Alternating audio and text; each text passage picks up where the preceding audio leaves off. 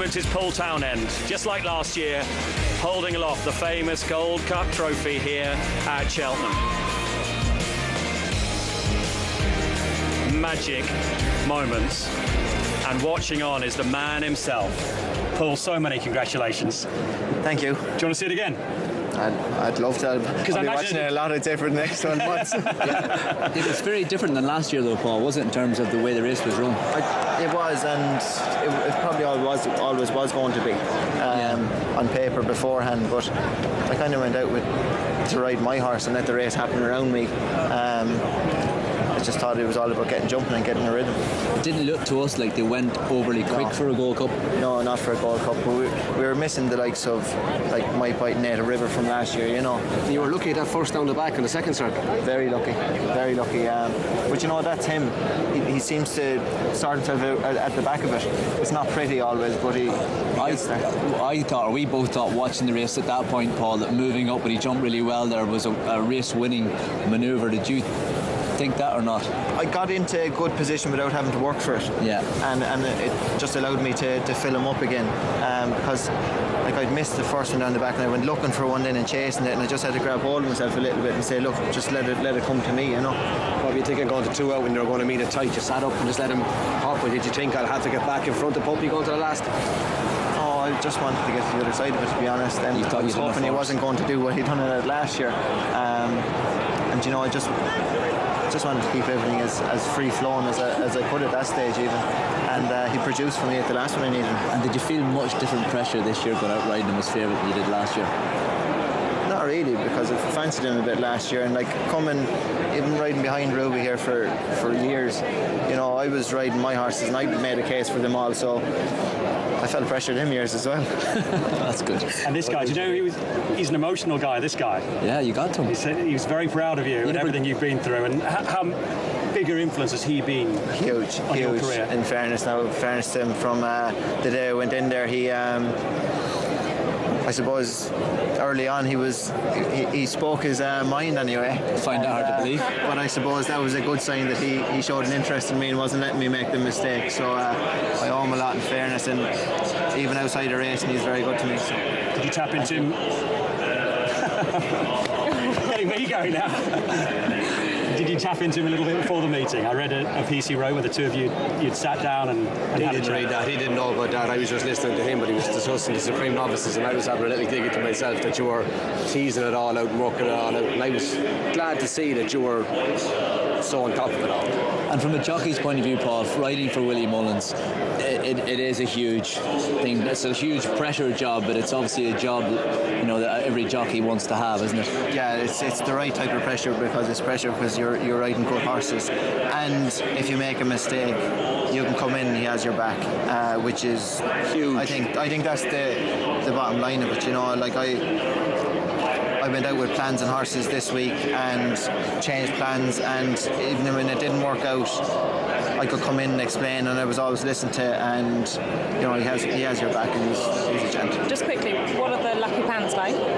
Pardon? The lucky pants. I know one thing, if I was riding the Gold Cup against you next year, I'd be nicking their lucky pants in the morning, that's for sure. They'd be gone. They wouldn't be on the peg when you get in there. And do you know the only bit of bad news, Paul?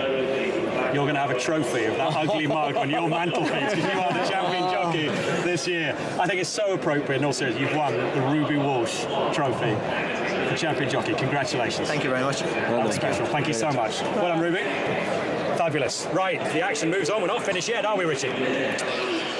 No, we're not. The St James's Place Foxhunter Challenge Cup Open Hunters Chase. It is next. Another big field, this time 21. Contest this year's renewal. Number 1 is Alcala, from out of Angus Chelida. 2, Arctic skipper John Barry, and 3, Billaway. Could it be 5 in a row for Willie Mullins? Patrick Mullins is aboard, and the horse is now favourite. 4, Bishop's Road, Zach Baker. 5, Kite de Burley for Will Biddick. 6 and 7, absentees. 8, Don Poley, Tristan Durrell, and 9, Duhallow Tornado, Tommy O'Brien. 10 is Dilro Barry O'Neill. 11, a significant absentee, Hazel Hill, taken out earlier, last year's winner. 12, It Came to Pass, he didn't want to go out on the course, Maxine O'Sullivan. 13, Law of Gold, Dale Peters. 14, Mark Markle Ridge, Sam Dukes, and 15, Manella Rocco. Placed in the Gold Cup in the past, Derek O'Connor. 16, Mr. Mercurial, Will Ramsey. 17, Rewrite the Rules in the Tartan Sash, Tom Hamilton. 18, Sausalito Sunrise for John Smith Maxwell. David Maxwell rides number 19, Sean 2 Flyer. 20, Southfield Theatre for Lily and Sarah Bradstock. 21, Staker Wallace for Jamie Codd. 22, Stellar Notion, James King. 23, Topwood, Tabitha Worsley. 24, Caliber Blue for Gina Andrews. So it could be 5 for Willie Mullins. Now I wonder if that's having an impact on the market. 3¼ miles again will be the trip, exactly the same as the Gold Cup. This time it's for the amateurs. Could it be another for Willie Mullins? It's Mullins all over again. Bill away, very well backed here. Remember, Hazel Hill, though, has come out. Shantou Flower has been popular in the last 24 hours at 7-2, and Manella Rocco has been placed in a Gold Cup at 5s. Then it's the Wallace at 11-2 and Thames Spa. And then you ask them about the pants. That's all. It's so... And that's the moment we've been waiting for. Jade Holland Cooper on the left, who sponsored this trophy, and on his mantelpiece. I'm not sure you'd want that, would you, Anthony? Oh my God, at least when Paul Townend has kids, he'll be able to keep them away from the fireplace. But this will be the story of the day, really. He really has. We had to talk about a shadow. It wasn't a shadow because he's a brilliant jockey in his own right, but now he really has established himself as number 1. And Ruby found it all very emotional. And Ruby's tip, Bill away here. And so you've got your old friend, Manella Rocco. I remember when you retired, said there's the one horse you'd miss, this would be him. He's still going. Hazel Hill's a non-runner at the bottom there. Shantou Flyer for Fitz, Gerald and Harvey at 7-2. Right, the Amateur Gold Cup. And for the amateurs, David Maxwell's, this is a bit special, isn't it? Yeah, it is. David Maxwell's put a huge amount into racing in recent times. He's riding, you see him all around the country riding. He's got a great interest, and it's great for someone like that can have the involvement in the sport, go out and ride his own horses and enjoy it as much as he does. Manella Rocco, Ed, seems to have got a little bit of confidence back, having won a couple of 100 chases. He was second in the Gold Cup here a few years back and won a 4-miler behind beat Native River in a 4-miler as well. So he's good form at Cheltenham. Luke? Coming at just the right time. Come back, Matt. Just coming at just the right time. The runners are just coming into line, and you can hear all the jockeys getting very, very excited there. Everyone's shouting, "Don't rush the tapes! Don't listen to them! Listen to them all shouting, don't rush the tapes! Don't rush the tapes!" It's a massive day for these amateur riders. They're coming into line and they're off. So away we go for the St James's Place Foxhunters, just over 2 miles, and in the early stages Stellar Notion up on the outside, and also racing handily Do Hallow Tornado as they race towards the first. Markle Ridge is another one who's racing in a handy position, and also the green jacket of Calabaloo, Bishop's Road not too far behind them as they take fence number 1. They're all over, Rewrite the Rules now Carla with a back 2. Southfield Theatre punched along on the inside, short run towards the second, and out in the lead it's Markle Ridge who takes fence number 2 in the lead. And again they're all over, slight peck on landing by Dilrose, just lost the position in the early strides as they move away. So out in the lead it's Markle Ridge who shows the way. From racing in second place is Stellar Notion, Southfield Theatre towards the inside. Racing in fourth is Shantou Flyer, who's on the inner of Calabaloo. Mr. Mercurial a little wider out on the racecourse, and then behind these is Law of Gold as they turn away. Just on the outside of Law of Gold is Bishop's Road, and then in mid-division the likes of Topwood, Sausalito Sunrise also in that next little wave.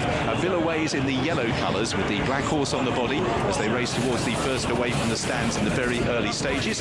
And once again the whole field are over. Alcala is the back marker, Rewrite the Rules. Manella Rocco's held up early with Don Purley. Arctic Skipper's another one that is towards the tail. So racing on towards the next fence, Markle Ridge it is who leads by a couple of lengths from Stellar Notion, who took it in second as they all stream over the water. There was a mistake in midfield by Law of Gold, who lost a place or two as they now make their way towards the first of the open ditches. Markle Ridge it is who takes it in the lead. Stellar Notion in second place. Once again the whole field are over. Bishop's Road has dropped the bridle and completely lost his position towards the outside of the field, as in the early stages it's Markle Ridge out in front for Sam Dukes, leading the Foxhunters down the side of the racecourse. Once again the whole field are over. Bishop's Road has stopped very quickly indeed as they make the turn out at the back straight. Bishop's Road's detached by 5 or 6 lengths. So Markle Ridge leads Stellar Notion, Southfield Theatre and Shantou Flyer. Big lead by the leader. Topwood jumps through into 5th place, and Bishop's Road, having lost that place quickly, has been pulled up at the back of the field. So Markle Ridge setting a good gallop here, leads by 6 lengths from Stellar Notion, Southfield Theatre. Then in 4th place Shantou Flyer with Topwood. Kai de Burley will rise in 6th place as they take the next. Mr. Mercurial is over in midfield. The whole field bar Bishop's Road are still standing. Bishop's Road pulled up before taking that penultimate fence. So Markle Ridge begin the descent for home, leading by a good 6 to 7 lengths. Stellar Notion in second, with Southfield Theatre in third place. Chantu Flyer will rise in fourth, with Topwood, Sausalito Sunrise just tracking Kai de Burley and Mr. Mercurial. Staker Wallace is quite well back in the field at the moment. Calabaloo was ridden along by Gina Andrews there, as they do just begin to string out slightly as they make the descent towards the next. So not yet at the halfway stage. Markle Ridge leading the Foxhunters field. From in second, Southfield Theatre on the inside of Stellar Notion. Then Chantu Flyer in fourth place. Topwood rises in fifth ahead of Mr. Mercurial, Kai de Burley, and then Calabaloo. Just behind these, we have in midfield, It Came to Pass, is on the outside of Sausalito Sunrise. Duhallo Tornado is just behind on the outside of Dilro. Don Poli is still well back. Manila Rocco is still well back in that main group. Arctic Skipper is towards the tail as the leaders make the turn, or the leader does, makes the turn towards the first up the home straight. So Markle Ridge continues to lead from Southfield Theatre, Stellar Notion and Chantu Flyer in the red with the brown sleeves. Topwood's in fifth, and this group of five have gone 5 to 6 lengths clear from Mr. Mercurial. Mistake by Sausalito Sunrise, who didn't see a great stride there, as the runners led by Markle Ridge continue on towards the next. Markle Ridge leads Stellar Notion, Southfield Theatre, Chantu Flyer and Topwood as they begin the turn away from the stands. A break of 10 lengths back to Mr. Mercurial. Kai de Burley comes next. It Came to Pass racing on the outside of the next horse, making ground amongst horses Calabaloo as they turn away. Sausalito Sunrise comes next, ahead of Law of Gold. Towards the inside is Dilro, Duhallo Tornado. Then behind these, Staker Wallace. Billaway is still quite well back, and this bridge of five is still well clear of the others at the moment. Manila Rocco has about 4 or 5 behind. They include Arctic Skipper, Don Poli being ridden along. Rewrite the Rules is towards the back of the field with Alcala, as Markle Ridge continues to give a bold sight out in front. So Markle Ridge took the plain fence before the water and has the advantage by half a dozen lengths. Racing in second now is Topwood for Tabitha Worsley. In third, Southfield Theatre and Chantu Flyer for David Maxwell. Up on the outside takes it in third place. Stellar Notion begins to retreat. Making a little bit of ground is It Came to Pass, who's racing on the outside of Mr. Mercurial. Law of Gold comes next as the leader takes 8 from the finish. Markle Ridge, Topwood just have to stretch for it. A few of them are coming out of the pack now. They were detached early, but they're beginning to merge with the pursuers as they make their way towards 7 from the finish. Markle Ridge is over, still clear from Topwood. Chantu Flyer in third, then Southfield Theatre in fourth place, but you can see several of those in behind are getting closer. Kai de Burley, then in sixth place is Law of Gold. Also getting closer is Staker Wallace in the green and white cap. Manila Rocco as well. What a great ride Markle Ridge is giving Sam Dukes out in the front. If anything, he's extended the advantage. Another mistake by Sausalito Sunrise, and Stellar Notion has now played his cards, but is beginning to weaken. 5 from the finish. Markle Ridge attacks the fence with a clear 10-length advantage from Topwood and Chantu Flyer, who in turn 4 to 5 lengths clear from It